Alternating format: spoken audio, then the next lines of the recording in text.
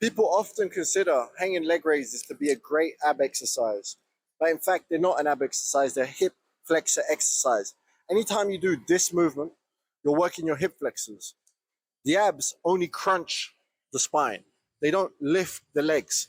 So when you're doing hanging leg raises, you're not actually working your abs. You might think you are because isometrically you're holding yourself still. So there is some participation from the abs, but you're actually working your hip flexors. And it's not a very good hip flexor exercise either because your strength curve is all wrong. So this exercise here is in fact a hip flexor exercise. And you might say, okay, I want to work my hip flexors. But the problem is here is that this is a hip flexor exercise with a poor strength curve. At the bottom, when I'm hanging, there's no load. And that's when I'm strongest. And as I come up and I'm perpendicular to gravity, there's too much load. Wide one is a reverse strength curve. The best part of this exercise here is probably the fact that you're hanging.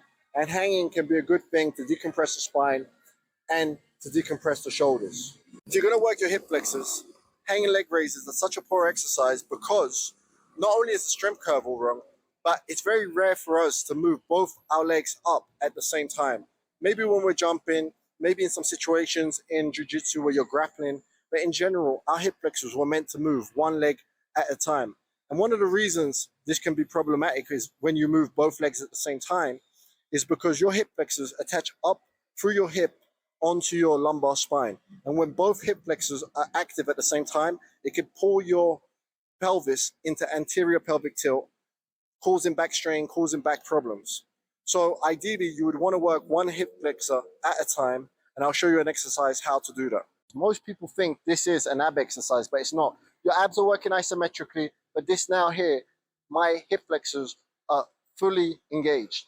And the reason this is a good exercise is because I'm actually lifting one leg at a time, the same way as when I'm sprinting or running.